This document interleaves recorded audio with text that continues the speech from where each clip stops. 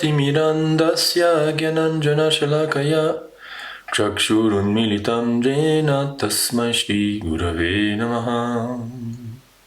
Bienvenue aux âmes libres, un programme pour la philosophie du yoga. Donc si tu t'intéresses aux enseignements des textes védiques, des textes Vaishnav en particulier, qui traitent de Dieu, de l'âme, de l'asservissement, de la libération, de comment être heureux dans ce monde temporaire, la réincarnation, karma, etc., eh bien, tu es le bienvenu et tu peux t'abonner pour continuer à rester inspiré dans ta vie au niveau spirituel et tout ce qui en découle.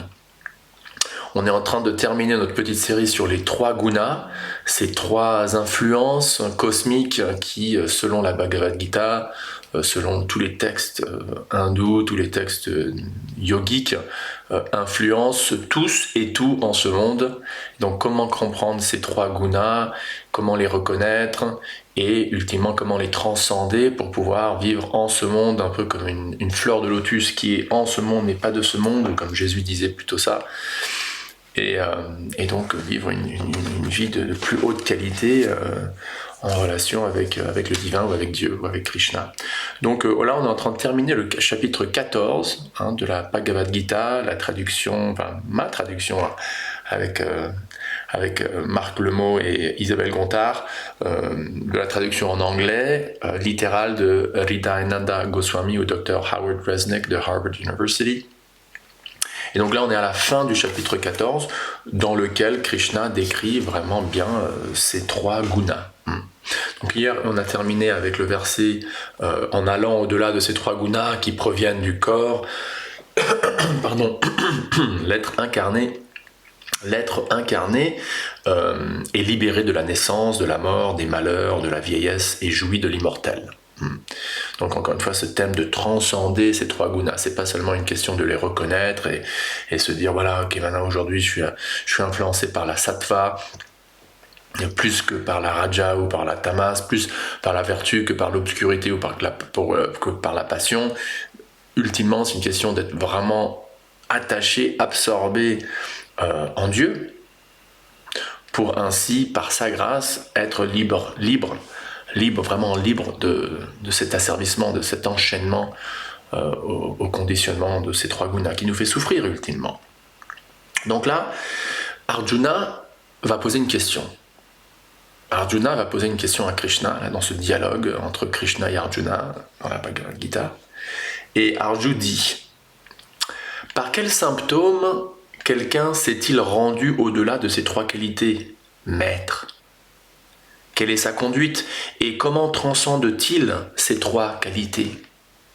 C'est une question importante parce que il y a beaucoup bon, pas énormément, mais si, il y a quand même pas mal de gens qui se posent, j'ai ajusté mon micro, il y a beaucoup de gens qui se posent comme des autorités spirituelles, comme des maîtres spirituels, comme des gourous, qu'au dire de quelques-uns qui ont l'audace de s'appeler des avatars, carrément, des incarnations divines. C'est moins à la mode de nos jours, mais cela a toujours été, et il y a... Alors, on ne va pas mentionner les noms, mais... Et donc voilà, comment est-ce que...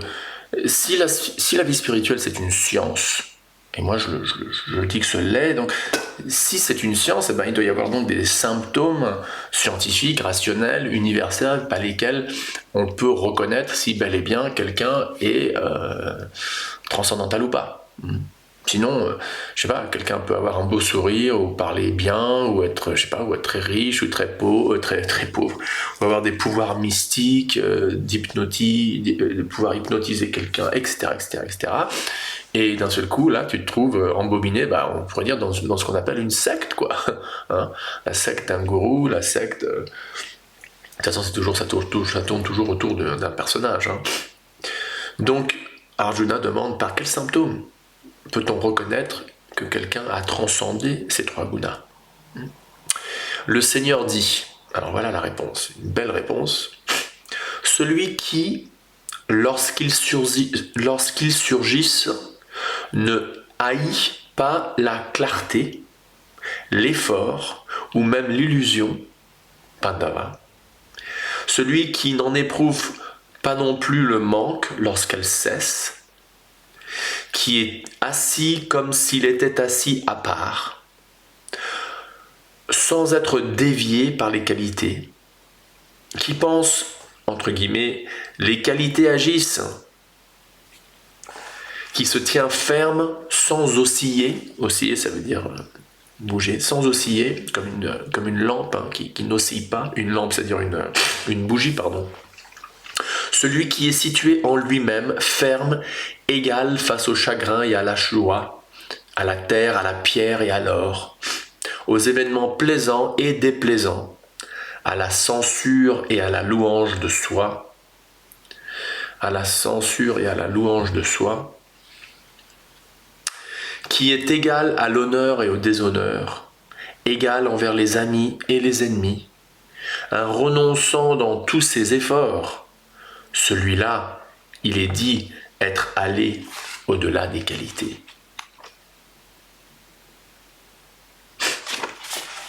Donc, revenons à ces versets qui sont le début, et pour vous dire, mais assez, j'arrive pas à comprendre ce que Krishna dit.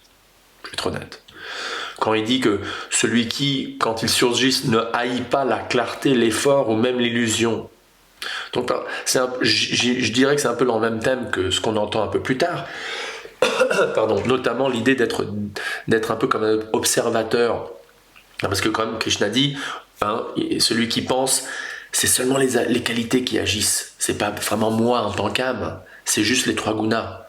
C'est les trois gunas qui agissent sur ce corps, et donc ce corps agit, ce mental agit, mais moi, je ne suis pas ce mental, je ne suis pas ce corps, donc j'ai pris encore une fois, comme un prof me disait à Los Angeles, à UCLA, j'ai pris une position méta, hein, de méta, c'est-à-dire tu observes de loin, disons. Un peu comme ce qu'on entend un peu chez les bouddhistes, l'idée d'observer son mental agir, mais sans s'y identifier, quoi. Donc celui qui ne haït pas, parce que cette idée de haïr et d'aimer, aimer, haïr, hein, c'est cette dualité dont on est tous victimes, et Krishna en parle aussi, de cette dualité de un jour tu aimes, le lendemain tu haïs, il fait chaud, il fait froid, il fait nuit, il fait jour, c'est dualité. Donc il y a cette sorte de prise de position, disons neutre, où on observe tout en étant attaché à Krishna, hein. Parce que d'ailleurs on ne peut pas observer les trois qualités sans en être influencé, sans être attaché à Krishna. C'est pas possible.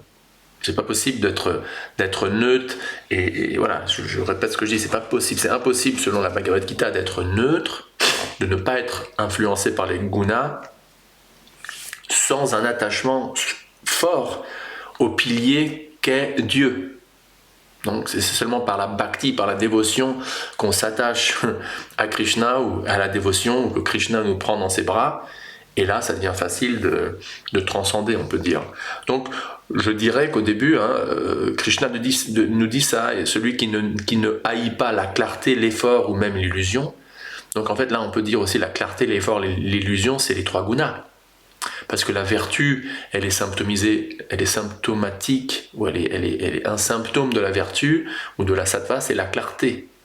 Un symptôme de la passion, de la raja, du rajaguna, c'est bel et bien l'effort. Krishna en parle dans un autre chapitre, ou peut-être même au début de ce chapitre même. Et l'illusion, c'est un symptôme de quoi? C'est un symptôme du tamas, de la tamaguna, du guna de l'obscurité, de l'ignorance.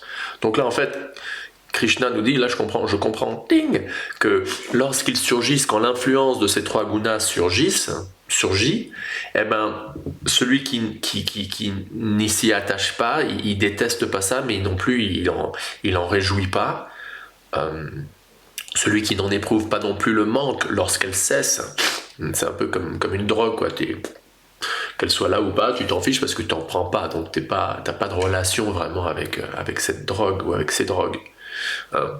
Qui est assis comme s'il était assis à part, tu vois. Encore une fois, cette idée de... Pardon, hein, je suis un peu enrhumé. Excusez-moi. Cette idée d'être assis à part et d'observer les trois gunas en sachant je ne suis pas ces trois gunas. Je suis en train de voir un cirque là, je suis en train de voir un spectacle qui se passe avec mon corps, avec mon mental, avec autre personne et tout, mais c'est pas moi. Moi, je suis assis à part parce que je suis l'âme transcendantale. qui se tient ferme sans osciller. Donc voilà, se tenir ferme dans la tradition Vaishnava, dans la tradition de la dévotion, et je dirais dans toutes les traditions théistes, donc que ce soit christianisme, islam, judaïsme, il y a cette notion qu'on devient détaché du péché, de la tentation, de Satan, par la grâce de Dieu. En se tenant ferme au pied de Dieu, on reste ferme, on reste non dévié par ses qualités. Celui qui se tient ferme sans osciller, celui qui est situé en lui-même. Être situé en soi-même, ça veut dire être situé en tant qu'âme. Je suis une âme, et donc je vais agir en tant qu'âme et non pas en tant que corps. Et donc je ne vais pas tomber dans les pièges offerts par Maya ou par l'illusion qui me font croire que donner du plaisir sensoriel à ce corps va me rendre heureux, quand en fait c'est en donnant des plaisirs à l'âme que l'on devient heureux, et les symptômes se ressentent dans le corps même. Alors, comme on en parlera, on en a déjà parlé, mais l'idée comme c'est pas par exemple on mange rien, on peut manger des trucs super bons qu'on offre à Krishna, et après on peut se régaler des restes qu'on a offerts à Krishna. Et au niveau de la vie sexuelle, ça reste dans le cadre idéalement d'un mariage, et idéalement pour avoir des enfants. Pourquoi ? Parce que là, on engendre des âmes évoluées, on espère, qui vont être dévouées à Dieu lorsqu'elles sortent du four, quoi, entre guillemets. Donc c'est pas vraiment une idée de renoncer au monde matériel, mais c'est d'engager nos sens de manière à servir Krishna avec nos sens, et par là goûter à un goût supérieur. Et ce goût supérieur nous permet de nous éloigner, de nous détacher de ces trois gunas, de cette influence de ces trois gunas. Celui qui est égal face au chagrin et à la joie. Un jour on est triste, un autre jour on est heureux. On ressent du chagrin un jour, on ressent de la joie un autre jour. Un jour, on a, la naissance de notre enfant, ou on se marie, ou on gagne beaucoup d'argent, l'équipe de France a gagné le mondial. Bref, on est heureux. Et le lendemain, ou 6 mois plus tard, ou 1 an plus tard, on a le cancer, ou notre père meurt, ou notre mère meurt, ou on se dit, notre mari nous trompe, ou notre femme nous quitte, ou on perd un héritage, bref, la liste est longue d'options. Donc il y a du chagrin, il y a de la joie. Welcome to the material world. Mais on doit être égal, avoir une vision d'égalité, d'équanimité. Je ne suis pas influencé par ça. Égal face au chagrin et à la joie, à la terre, à la pierre et à l'or. C'est-à-dire, ça va avoir avec de la richesse, qu'on soit hyper pauvre, qu'on soit moyennement pauvre, qu'on ait plein d'argent, peu importe. On n'est pas follement attiré à gagner, plein d'argent, l'avidité. Alors qu'on voit un lingot d'or ou une pierre ou juste de la terre dans la rue, idéalement, on est égal. Après, si on voit un lingot d'or et on est dans le désert par exemple, il n'y a personne autour de nous, on va pas le laisser là, on va le prendre et on va le transformer en cash, et avec ça on va imprimer des Bhagavad Gita et on va donner des Bhagavad Gita à des millions de gens qui ne connaissent pas Krishna, par exemple. Donc égal face aux événements plaisants et déplaisants, même chose. À la censure et à la louange de soi, c'est-à-dire un jour moi j'ai eu ça l'expérience, je crois qu'on l'a tous eu, un jour on nous glorifie, ouais t'es génial, t'es super sympa, blablabla. Le lendemain, ah ouais non, lui, elle, tu la connais, regarde ce qu'il a fait, écoute ce qu'elle a fait, tout. Donc égal face à la censure et à la louange, qui est égal à l'honneur et au déshonneur, pareil. Un jour on est honoré, oui voilà, et l'autre jour, le lendemain on est déshonoré. Égal envers les amis et les ennemis. Alors ça ne veut pas dire qu'on traîne avec nos ennemis et on évite nos amis. Dans ce monde, on a des amis et on a des ennemis. Enfin, à moins d'être vraiment un saint ou une sainte, ou vraiment, il y a des gens qui ont plus d'ennemis que d'autres, mais en ce monde, généralement, il y a cette tendance à avoir des amis et des ennemis. On les voit de manière spirituelle, c'est-à-dire idéalement on les voit en tant qu'âmes qui sont toutes reliées à Dieu, qui malgré leur leur méchanceté envers nous, sont quand même aimés par Krishna. Et donc on essaye de les voir avec un œil égal, encore une fois, de les voir de la même manière que Dieu les verrait. Je me rappelle une fois j'étais avec un disciple de Prabhupada, du fondateur du mouvement Hare Krishna, et qui s'appelle Vyasaki, un Américain. Il était avec son épouse mexicaine, ils étaient à Paris, et ils sont venus à Paris, on est allé dans un restaurant indien, et juste quand on était en train de commander, un bus de touristes a débarqué, et sont descendus une soixantaine de touristes indiens, qui généralement, sans faire de stéréotypes, mais bon, c'est ce que j'ai observé, ont tendance à être assez matérialistes. D'ailleurs, la preuve, j'ai des amis qui travaillent dans un truc ils ont d'ailleurs une boîte de tourisme et très souvent, les mecs qui débarquent à Charles de Gaulle et le premier truc qu'ils vont faire, ils vont même pas à leur hôtel, ils vont directement où? Au Lido ou au Moulin Rouge. Bon, no comment. Donc moi, venant d'une croyance qui est basée dans des textes venant d'Inde et donc croyant que les Indiens d'origine hindoue et donc la grande majorité des Indiens aujourd'hui ont une sorte de responsabilité sacrée à être des exemples de gens qui sont qui sont dédiés aux Védas, à la culture védique, à Krishna, et donc qui boivent pas, qui prennent pas de drogue, qui sont cléments envers les animaux et qui vont pas au Lido ou au Moulin Rouge, quoi, idéalement. Et donc, je suis souvent déçu du calibre spirituel des touristes indiens. Ça me dégoûte un peu, ça me déçoit, disons. Parce que moi, venant d'Occident, c'est moi qui ai embrassé, disons, on peut dire, cette tradition indienne, entre guillemets. Ultimement, c'est une tradition spirituelle qui n'a rien à voir avec la géographie. Mais bon, elle a été manifestée, on peut dire, quand même, dans le sous-continent indien. Donc, de cette manière, on peut dire que c'est indien. Et donc moi qui viens de loin, disons, je me sens un peu frustré ou déçu quand je vois des gens qui sont nés dans le berceau, qui s'en fichent complètement, quoi. Donc ces touristes ont débarqué et tout, sont rentrés dans le magasin, dans le restaurant, bruyant et tout, un peu. Et donc je me rappelle, j'ai dit à Vyasaki, j'ai dit vraiment ils me dégoûtent ces touristes, où j'ai dit vraiment enfin j'ai dit un truc comme ça, quoi. Et je me rappelais toujours, il m'a corrigé, il m'a dit mais pourquoi tu les vois comme ça? Est-ce que tu crois que Krishna les voit comme ça? Comment est-ce qu'il les voit, Krishna? Et pourquoi tu les vois pas comme Krishna les voit? Krishna les voit comme des âmes confuses, des âmes conditionnées, mais qui ont besoin de retourner à lui et qui émanent de lui ultimement et que lui aime et qui, elles, dans leur condition pure, l'aiment aussi, quoi. Donc pourquoi est-ce que je les voyais pas comme ça? Au lieu de les voir comme leur corps, qui ne sont pas, voir la couleur de leur peau, leur sexe, leur genre et leur motivation matérielle, et voir que ça, quoi. Donc revenons à notre verset ici, donc la censure, la louange, qui est égale à l'honneur et aux honneurs, égale envers les amis et les ennemis, un renonçant dans tous ses efforts, Il y a cette idée du lâcher prise. Tu fais de ton mieux,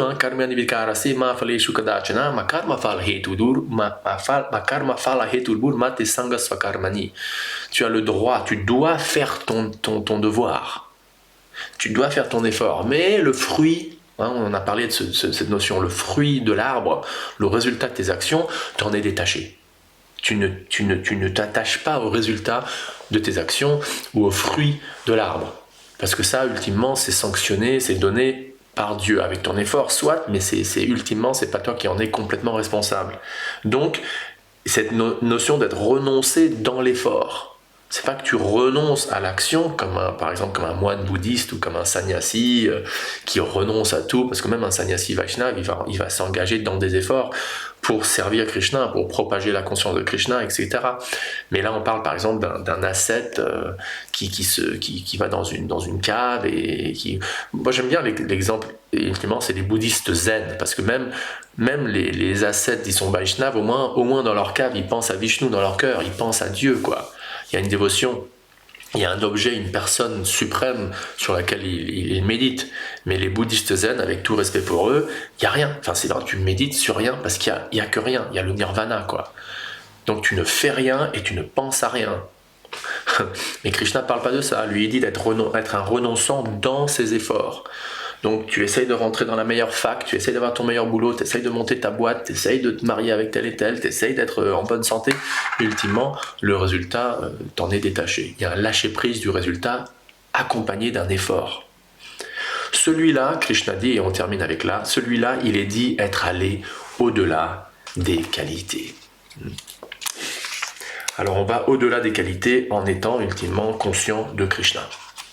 Ça, on conclut chaque classe sur les trois gunas avec ce point, qu'on peut transcender l'influence de la nature matérielle, transcender le cycle des naissances et des morts, qu'en étant conscient de Dieu.